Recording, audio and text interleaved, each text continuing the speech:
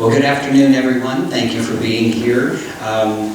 When we had our board meeting here a couple of months ago, there were several subjects that were brought up, and one of which was evidence of Book of Mormon migrations northward. And I had a couple of presentations already in the can, ready to go. Just needed to clean them up a little bit and add more. And you know, the amazing part about all of this is, once you start focusing in on making a presentation and you start going through the evidences you've discovered, all of a sudden you start realizing, oh my gosh, we've got these other things over here too that really fit in with this. And so it really is important that we have an opportunity for a forum like this for people to make presentations, because it formalizes a lot of the thought processes that researchers go through but haven't yet had a chance to stitch it all together. And this provides that motivation to do it.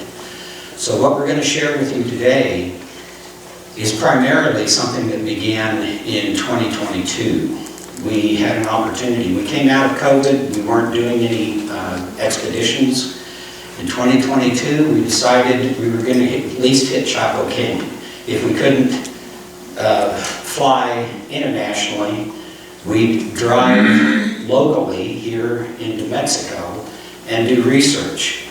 And what we've come to discover is Chaco Canyon is very key to understanding the migrations that came out of Central America. So let's go ahead and get started. In mid-June 2022, 4 members of the Hill Cumorah expedition team traveled to northwest New Mexico to spend a week researching the Anasazi culture in the Four Corners region. 3 days were spent researching the Chaco Canyon site with all of its many structures and petroglyphs, and this is a map of that site. What you see in red is the roadway that goes in and the loop around. There are hundreds of structures in this canyon region, and it's just amazing. Day 1 was spent at the largest structure called Pueblo Bonito, and this is a model of that pueblo, that particular structure. This is the structure that is most popular when people talk about Chaco Canyon. You'll usually get an overhead view of this particular structure with all its many kivas and all of the rooms that are in there. Day 2 was spent at several of the smaller structures, which, as I said before, there's hundreds of them around. And day 3 was spent focusing mostly on petroglyphs. Day 4 was spent visiting 2 excellent museums, one in Aztec, New Mexico, and the other in Dolores, Colorado. Day 5 was spent visiting Loreto Chapel in Santa Fe, New Mexico. That has a story all its own, and we were close by and decided we were going to take a look at that. So it's worth your time. Go out and do a Google search on Loreto Chapel and look at some of the history behind that. So we have spent countless hours researching and consulting with each other on what we observed and trying to formulate a reasonable concept of what we gathered by photos, environmental experience, and conversations with professionals. While there is more research yet to be done, here is what we are able to share. The original population of the Four Corners area were basket-making hunters and gatherers. Society was informal and focused on survival. This is a refugee mindset. And you'll notice down here, the period that this covers is 1500 BC to 500 AD. So it's a 2,000-year period that is part of this slow development, but not really much cultural development whatsoever. It's mostly people migrating in and survival mode. It is during this time that corn was introduced to the region. The people were beginning to develop agriculture and farming. Note that the Jaredite final battles were occurring at about 300 BC, and that is right in the middle of this developmental basket maker 2 period. Also note that it was just prior to the basket maker 3 period, about 450 AD, that major shifts began happening. This is when the Nephite battles, final battles occurred, and Teotihuacan was sacked. So the basket maker 3 period runs 500 to 750 AD. And if you remember, in the Book of Mormon, about 400 AD is the final battles between the Lamanites and the Nephites, right? Well, about 100 years later, the city of Teotihuacan was sacked. It was burnt and abandoned. And so you had then this 100-year period of people who would have been leaving that particular area because of all the fighting, all the wars, all the anguish that was going on. At this time, beans and squash were introduced to the maize already being grown in the region, and pit houses began to be utilized. And if you'll notice up here at the top, I've circled, that is what a pit house would look like when you're above ground looking at it. This is the design of a pit house. They would dig down about 4 or 5 feet into the ground, and then they would build a wooden structure, wooden frame, and build a roof over it that was slanted, and it would shed off the water. But the access in is through a hole in the roof down a ladder. And you'll notice over on the far end, there's also an air hole access, or maybe an emergency exit access, whatever, that comes in. But speaking of the mechanics of actually living in a structure like this, you would need air to come in to feed the fire so that it would have a chimney effect for all the smoke going out, right? So that's the practical purpose for that over on that side. At Dolores Museum, they had a mock-up of what one of these looked like. And you can see it's about 4 feet deep with the covering up above. There's the hole that comes in, that's feeding the air that's feeding the fire. So at about 750 AD began another change in lifestyles. This began the Pueblo I period with an influx of polychrome pottery.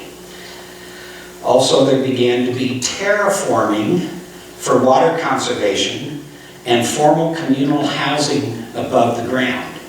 So no longer is it pit houses. You'll notice that they're single-story structures. A lot of them are in an arc. Not a full half circle, but it's an arc. And so it's indicating some kind of gathering place, maybe marketplace, something like that. But what's quite interesting to us is terraforming for water conservation. Chaco Canyon is located in a high plateau. They're about 5,000 feet, 6,000 feet above sea level. And rains are seasonal. And so if you're going to be living there, growing crops, whatever, water conservation is important. And we noticed in several of these small canyons that you could see where someone had built a line of some form, a dam. It was low profile, maybe 3 foot, 4 feet deep, but it was low profile, but it was a dam. And it was something where they could trap water that was coming down off the cliffs into the canyon, and it would hold in that region. But they also guided where the water went. So there was some sophistication that was starting to develop here with this gathering place. About 900 AD began yet another change with fine pottery and large communal structures made of stone. This is called the Pueblo II period. And you'll notice here, the structures aren't single story anymore. They're actually going up 2, 3. There's actually one place where it's 4 stories tall. So there's, again, more sophistication that's being developed. The Pueblo III period began about 1150 AD, and this is when abandonment of the Chaco Canyon sites began to occur.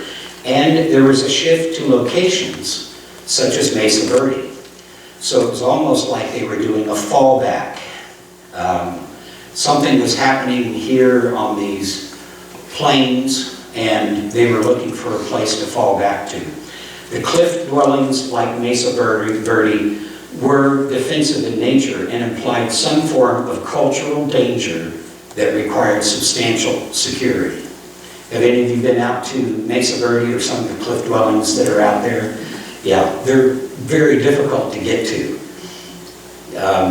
which makes them easily defensible, right? If all you have is a narrow path that someone can get on to actually access where you are, it's real easy to keep people off that narrow path. Now, the Pueblo III period ended about 1285 AD. The Anasazi people who populated these areas just seemed to disappear. There's no way of tracking where they went. They just kind of disappeared. After these were abandoned, the Ute, Navajo, and Hopi tribes began to fill the void. But it was clear they were not the cultures that originally occupied the area. And I say this because this is what the professionals say. And what they're looking at is the things that define a culture. So there is no culture that moved back into those areas that had the same trappings and technology that the original people of the Anasazi had. The ones who came back in were more nomadic. They didn't have the structure building to the degree of sophistication and things of that nature. So in their minds, it was a different group of people who came back in and inhabited this region. Now, based on the facts we just recited and what we know about the artifacts that have been found in the region, we make the following assertions concerning the cultural development of the Four Corner region. Number one, the sparse population of the region in the 1500 BC to 450 AD basket-making period were mostly vestiges of the continual Jaredite social tensions and wars. These fringe families were the pioneers of their time and were looking for freedom from social harassment. So why would they choose the Four Corners region? This is a map of Southwest United States, and you'll notice right here, that's the Chaco Canyon region. It's right next to the Continental Divide. And it's a high plateau that has the Rio Grande on one side, which empties into the Atlantic eventually, and the Colorado on the other side, which empties into the Pacific eventually. Both of those, the Colorado empties into the Gulf of California and the Rio Grande into the Gulf of Mexico or Gulf of America. But my point is, Chaco Canyon is right on the Continental Divide on this high mesa that has eventually access to these two river systems, which would be access to the two oceans, which is exactly what Kaminalhuyu, Guatemala City, is the same layout. Teotihuacan in Mexico City is the same layout. The city of Nephi is the same layout. So it wasn't by accident that they went to this region. There was ultimately a purpose for why they did this. It was strategic. The common route of travel would be to leave the Mexico region by means of the Gulf of California northward to the mouth of the Colorado River. The southern part of the Colorado River system was difficult to settle and requires cement-like structures similar to the description that were given in Helaman. And also the southern part of the Colorado River includes the Grand Canyon. Now when you get to the northern parts, where you have higher elevations, they have large wooded areas good for wood structures and lots of wild game for communal sustenance. So, number 2, here's another assertion we can make. The cultural shift that began about 450 AD brought with it beans and squash, and an expansion in housing called pit houses. We believe that these are Teotihuacan refugees that are bringing with them the strong identity of their Jaredite heritage, and that it is reflected in their pit house design. These pit houses demonstrate the design of the barges that brought them to the Promised Land, tight like unto a dish with access from above and below. So the description that we get of the Jaredite barges are that they're settled low in the water. Because when the waves come, it wasn't uncommon for them to be completely submerged. But they had a hole in the top where they could get air and sunlight, and they had a hole in the bottom where they could get water that they needed to, or fish, or whatever. And so you have that same concept going on here. It's tight like unto a dish. You even have this kind of turned upside down dish kind of design now for the roof. And then it's the access through the hole in the roof and possible access on the hole in the bottom of the structure. So, in essence, they're designing their homes in a practical way, but it's also in a sacred way, because it's alluding to their Jaredite heritage, where they came from, who they were, what they were about. We believe that the cultural baggage of the 450 AD culture they experienced in the Mexican Tehuacan Valley transferred to their new location, and more formalized aspects of trade and communal living began to develop. In other words, it was after the 500 AD time frame in Chaco Canyon that they brought in polychrome pottery. Now, they had 2,000 years of development, and it was all basic orange utility grade pottery. All of a sudden, with this group that's coming in, that's bringing in beans and squash, now you have polychrome pottery that's coming in. And so with that, here they have this, they're coming out of a region that's highly developed social structure. And now they're coming into a region in Chaco Canyon that is Spartan, I guess you could call it. It's daily grind, and you have enough people starting to come in that you can start to develop levels and classes of worker groups and artisans that can begin to develop a more complex structure.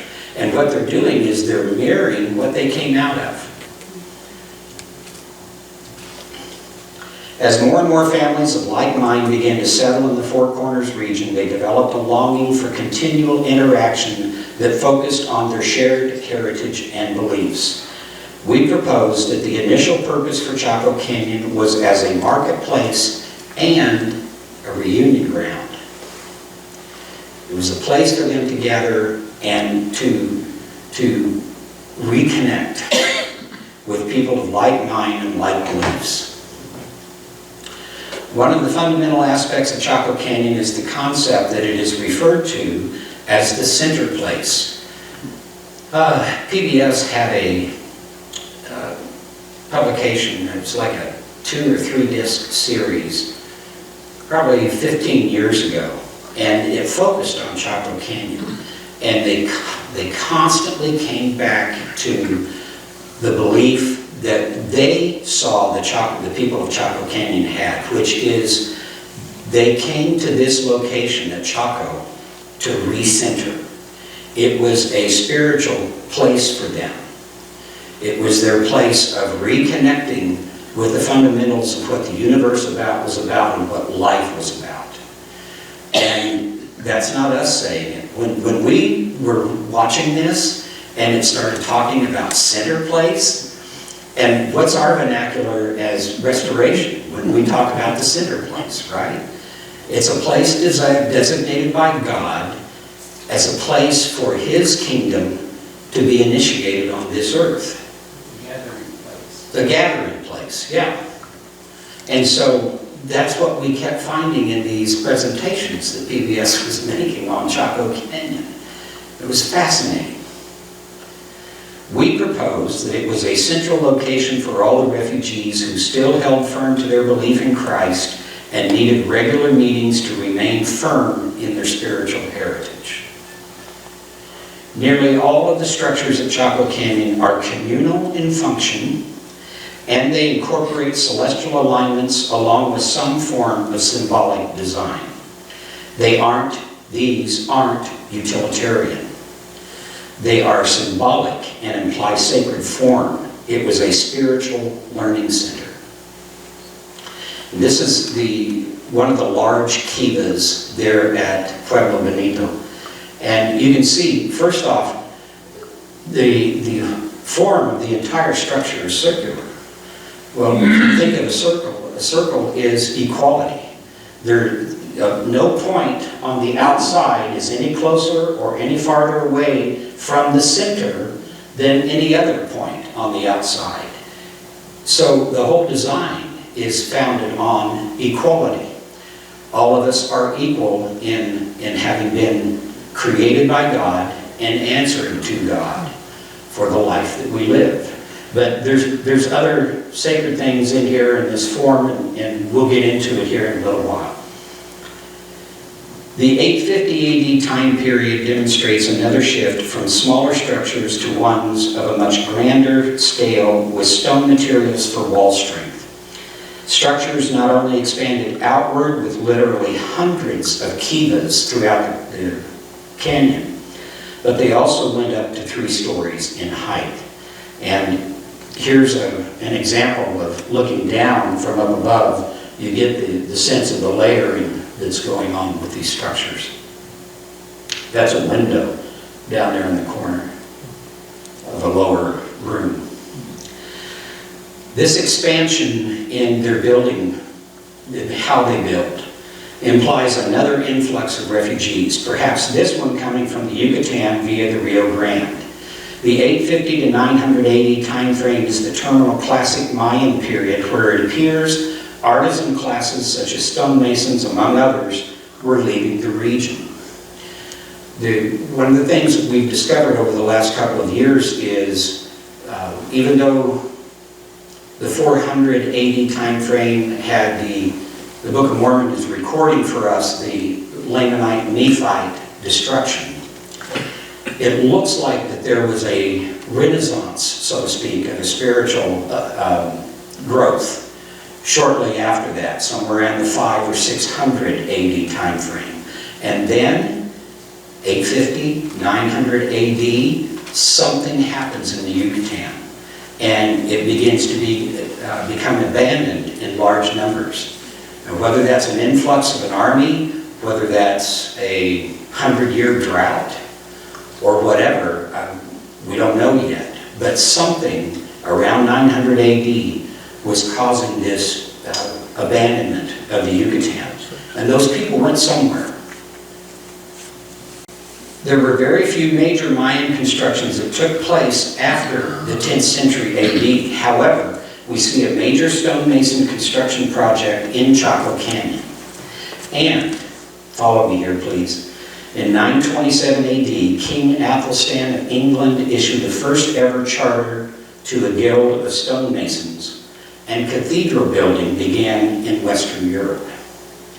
Yes, I am suggesting that there was transoceanic contact of merchants that was constantly going on during the Nephite development in the Mayan region of the Yucatan. And here's one of the reasons why. These are stones that are like cornice stones at the top of the building that were found at Uxmal, which is in the Yucatan. And specifically, all 3 of these have the sense of a Celtic knot. I've got a ring that's got a Celtic knot on it, but inside of this is an infinity sign, and then it's interwoven with these other features. But that's in each one of those. Years ago, once I saw this in 2015, I started doing research on the artwork in Ireland and the Celtic knot theory, and it didn't start appearing until 600 AD. And it developed then and became part of their culture out of that. But I am suggesting that there was idea transference in the artwork that we find here in the Yucatan and then what's over in the British Isles. But getting back to Chaco Canyon, here's another interesting thing. If we take a line that runs from Tulum on the Caribbean coast of Yucatan, and specifically from the Temple of the Diving God there on the coastline, and run it up to the very center of the kiva, the largest kiva in Pueblo Bonito, it runs right over Coba, the site of Coba, specifically Nohak Mul, which is the tallest pyramid at Coba, and it is the pyramid of the diving gods. There are 3 doorways up above at the very top of the center of the pyramid, and above each doorway is a diving god. Coba is also where they have a beehive pyramid.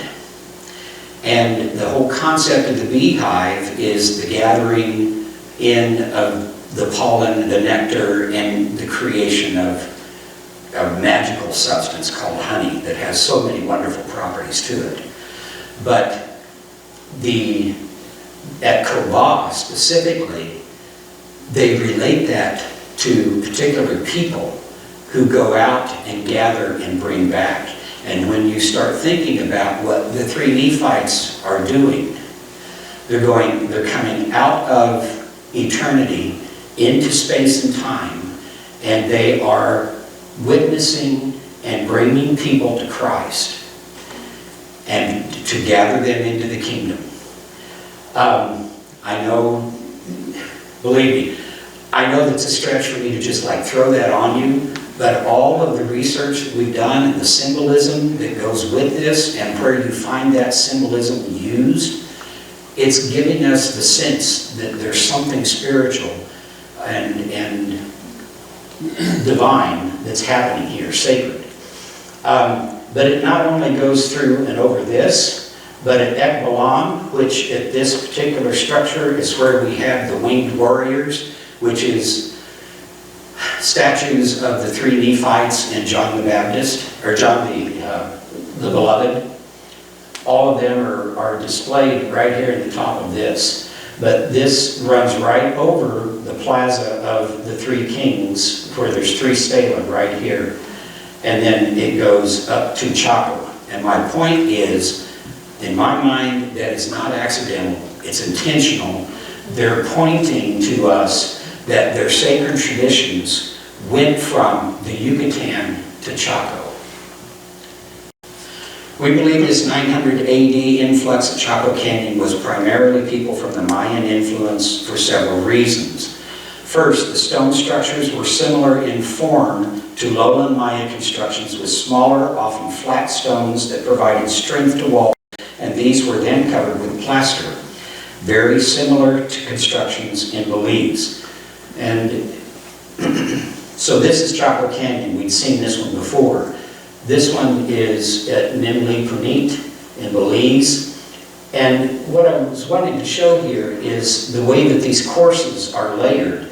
You have larger, flatter stones in courses, and then right on top of that is smaller. And then a little bit larger, and then smaller. Well, you got the same thing happening in this wall right here. That is not necessarily, just because it's a stone structure. No. All throughout the Mesoamerica, usually you'll find uniform stones that are on these structures. Not this type of stone wall building and chinking, so to speak, is what it's called when you put the smaller ones in. Also, like Belize, the structures that were added to the reunion ground kivas were small rooms that could have housed murals or been teaching rooms to remember their common spiritual heritage. My point is this. This is the north plaza at Chinantunich in Belize. Here's the plaza, and around all four sides are buildings that have rooms in them, and these rooms are designed exactly like the Bonampak mural rooms in Bonampak. In other words, we believe that these were mural rooms, and there was a priest who was assigned to that room, and if you came to be taught that day, you would step in, and the priest would then use the murals to teach and tell the story that that particular room was teaching. Well, you see the same thing going on here. You have these large kivas, and then all around the outside, you have these smaller rooms, which would be teaching rooms, or some kind of function that supported the religious or sacred gathering places for these kivas. By the way, this is also a walled city. The gates to go in were narrow, right here and right here. So it was also a protective location. Now, most of the structures erected at Chaco Canyon are aligned to some form of celestial alignment, especially tracking solstices and equinoxes. These people are ardent astronomers, like the Maya. Polychrome and fine pottery became an important part of the culture. Additionally, there were pottery effigies of fowls, specifically ducks, and shoe pot pottery. These pottery styles are found in the Maya region centuries before. So what I'm suggesting is someone is coming from the south and bringing the knowledge of those particular art styles with them. Artifacts that included black pottery, which is Oaxacan, it's Oaxacan black is what it's referred to, macaw skeletons and feathers, cacao residue in pottery like that found in the Mexican highlands, and Kaminalhuyu style pottery were found. Now, this pottery one I love to show. The one on the left is out of El Tazumal. We've identified that as the city of Ishmael. And the dating on that is between 300 and 600 AD, right? This pot was found in Colorado. And the dating on this pot is 575 to 950 AD. So for 300 years, this kind of pottery is found way south in the highlands of Guatemala. And then now it's up here in Colorado. Now, they say it's a datura jar. In other words, it's formed in likeness to the datura seeds. These are what the seeds look like. There's real sharp spines on those. But this is a ceiba tree. And when it's young, it has these spikes all over it. And down in Guatemala, they say this pot is an effigy, or it's in likeness to the ceiba tree. By the way, the Maya regard the ceiba tree as the tree of life. When they do their artwork that shows the underworld and the heavens, and we four-leggeds or two-leggeds are here in the midsection, they use a ceiba tree in their illustration. So it's a tree of life. It's their national tree too for Guatemala. For Guatemala. So, does this look like the datura seed, or does it look more like the ceiba? Does it resemble more of this? That's the case I make, is they brought with them their belief system, their sacred attachment to the ceiba tree, and what this represented. You know, drinking from the tree of life, that kind of thing. Here we have, again, black pottery, just like the Oaxacan black. Here you have the bird pot. Here you have a shoe pot. You find that all the way throughout Mexico. And Neil, I had to do this for Neil. Here's an indisputable example of married Ogham script, which is found among the Olmec in Mexico. But all of these, they tell us that that's where they sharpened their stones. You know, their points for their spears and things like that. And it's like, no, if you look at how Ogham is formed in red, that really looks more like Ogham. Probably the biggest clue for me was the great house that was reconstructed at the Anasazi site called Aztec. This is a typical Kiva design, which is a large-scale pit house.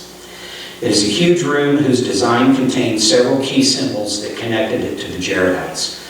This is what it looks like above ground. Again, you got a good portion of the structure that's below ground, and then this is the above ground. It's circular.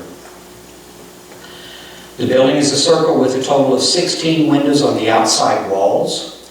It has 4 huge pillars that support a 90-ton roof. Each pillar has 4 stone discs stacked beneath it to act as a foundation, because they have huge tree trunks that are probably 20 foot tall or better, that they stood up, and that's part of what's holding this up. Now they've boxed it in, but that's what would have been here. You can see how huge this is on the inside. These are the 4 discs that are setting beneath that to act as a foundation for it. And you've got the 16 windows all the way around. Each disc resembles a Maya throne. Therefore, the canopy of their sacred space is founded on the throne of the King of Light. I say King of Light because the light in the room is provided by 16 windows, which I believe alludes to Jared's 16 stones of light. And there is a hole in the roof, like the barges that brought them to the Promised Land.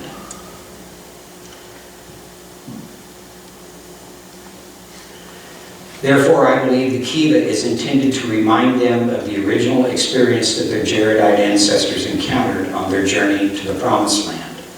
And as they would enact a remembrance, however they did it, whether they had some kind of a ritual that kind of reenacted it, or whether it was song and dance, whatever, eventually it would lead to statements like, we journey by faith, not by sight, and our only light is the light of Christ.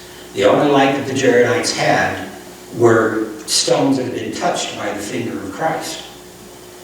Right?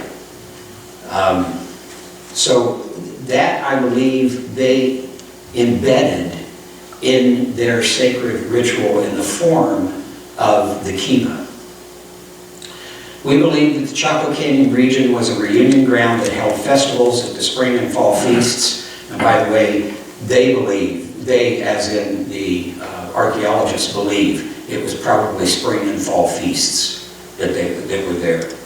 And eventually the gatherings grew so large that it required a full-time contingent who eventually lived there and gathered food and stores required for large festivals.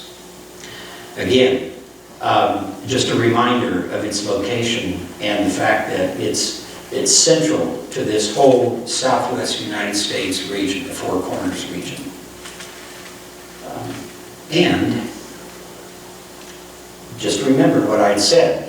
You've got the Rio Grande that comes down here to the east, and you've got the Colorado that goes down to the west. This is a Navajo sand painting, and this was in one of the museums we visited, and it tells their story. There's so many interesting things here that allude to even Mayan ways of viewing their world and the sacred world. All of this is within a cup, or what the Maya would refer to as a chop mold, an offering bowl. And that is, we, as the people, as the corn, we are the corn plants, we are the offering to God. And this offering is founded upon these people here. I don't know if this is referring to like 6 or maybe 7 different migrations of people that are here. But this rectangle refers to a geography, an actual location. These are referring to the 3 axes of length, width, and height. In other words, it's east-west, north-south, and earth to heaven.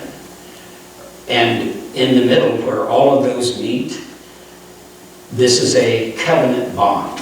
It's the same as what you'd see a tie, a bow that's tied in the Maya. It's a covenant bond. It's a covenant with the one who is the center of the axis of earth to heaven. Okay? Now, this is referring to migrations too. You had migrations that came up the Colorado River, because the serpent is another symbol for a river system. So they came up to Colorado and came into the Chaco region. These people came up the Rio Grande and into the Chaco area. For some reason, this particular bird, which by the way is the spiritual aspects of that society, is all dark. This one is half dark, half light. Not sure what's being implied there, but something is. These people received the blessings from that spiritual aspect that was shared from these people who came up. And I believe that this is implying that they were visited by the Thunderbird. Each culture had its story of being visited by the Thunderbird, or by Christ.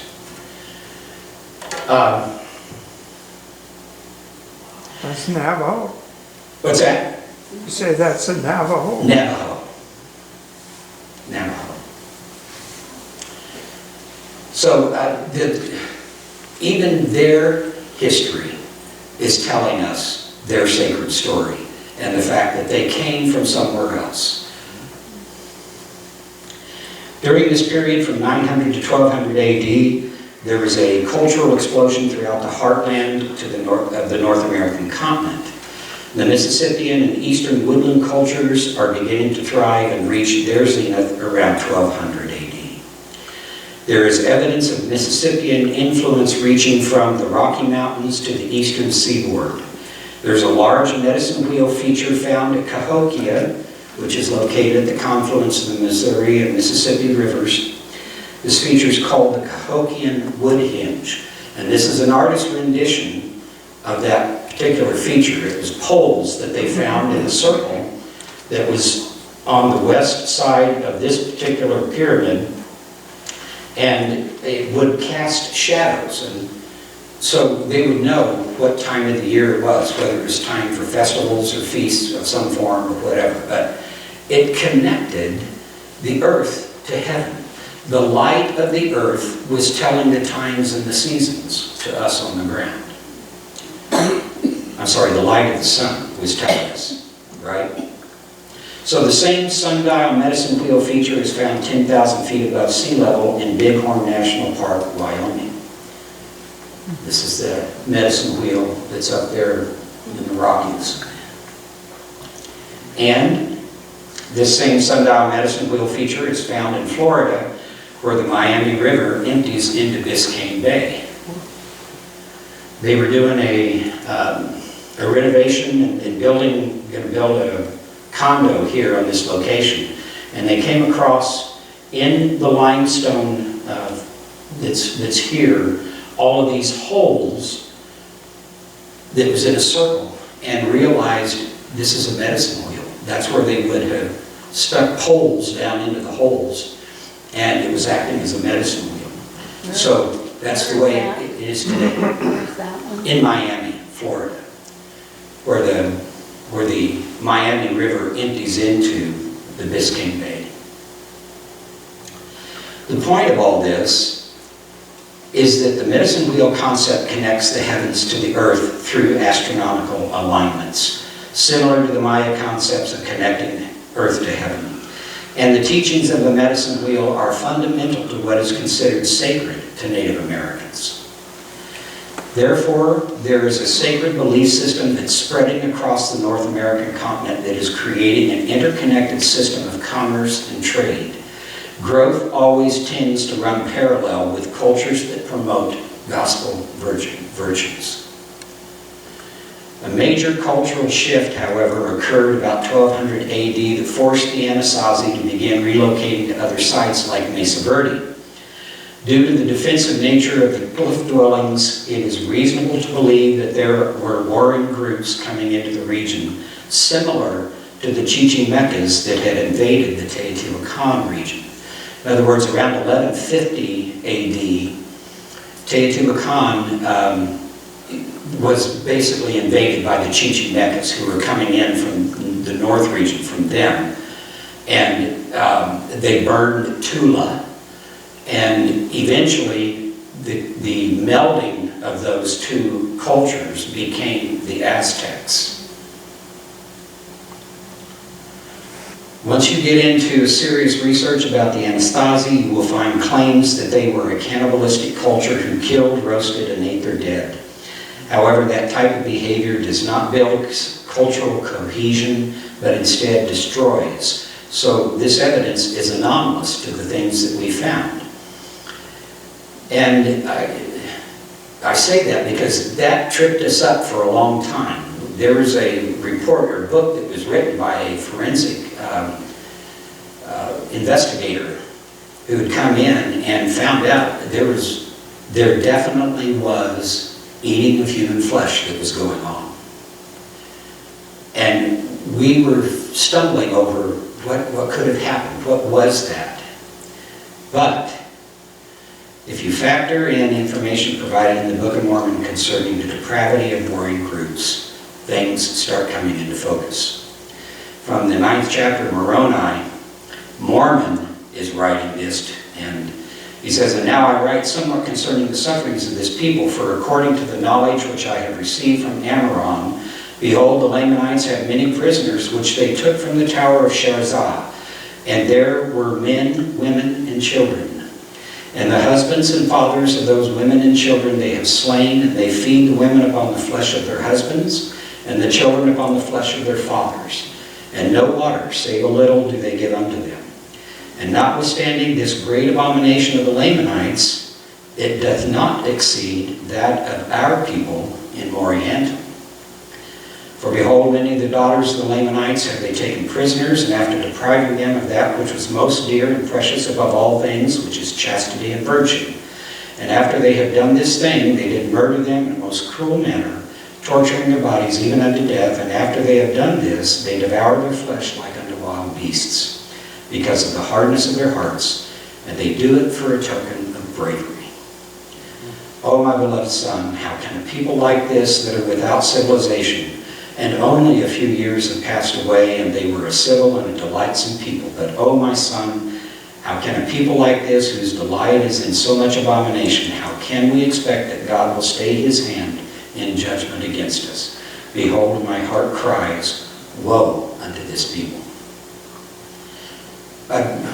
In the midst of all that, when we read through that, that was very moving to us. It's a testimony of the darkness that overcomes a people who were once filled with the Spirit and then have turned away into the depths of their animal nature. They are given over to the reprobate spirits that feed the dark energies of the spiritual realm. We believe that this account in the Book of Mormon is an intimidation practiced by invading armies over the people who have been invaded.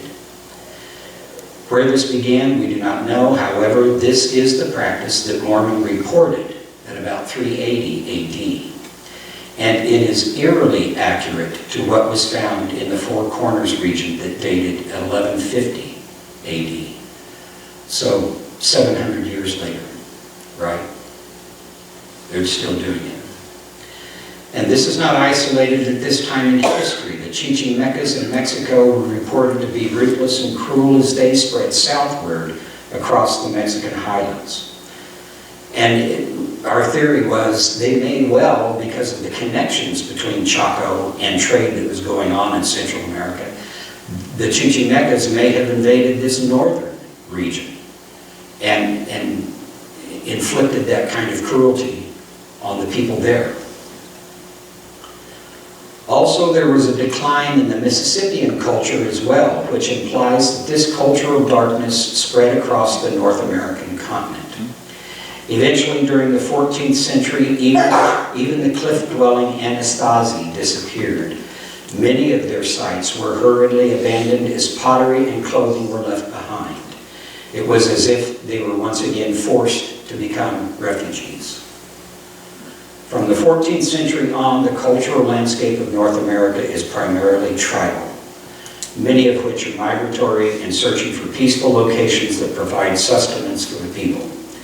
It is in this cultural climate that European contact is made and the colonization period begins.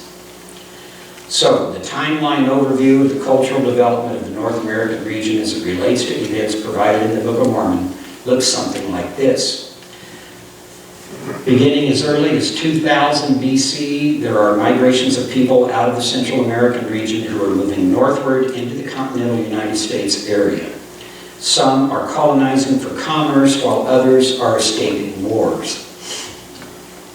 And I found this on a website on the internet that was, I don't remember now exactly where it was, or what the name of it was, but it was talking about the migration periods that were coming out of Central America and into North America. So all of the movement, and even, any of you have read The Cry of the Ancients, the book? Little Pigeon is saying over and over again, they came from the south. They came from the south. That's where their heritage was from. They knew that. And so this map, it actually confirms that there was some movement even as early as 2000 BC coming into the southern part of the United States area. By the time the Jaredites are completely destroying one another at 300 BC, there are regions that have begun to organize into a cultural identity, such as the Adena culture that spread across Indiana, Ohio, Pennsylvania, and New York. So, from 2000 to 300 BC, that 1700-year period, this is the only formal culture, really, that has developed up here in the continental United States. And it's my personal belief, up here in the Great Lakes, beginning at 2450 BC, copper was beginning to be harvested in huge amounts.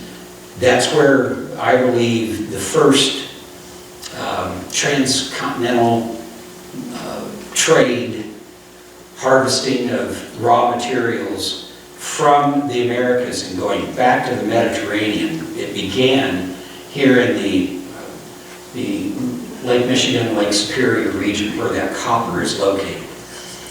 And then it ends 1200 BC, just gone. It's not coming in to the Mediterranean anymore.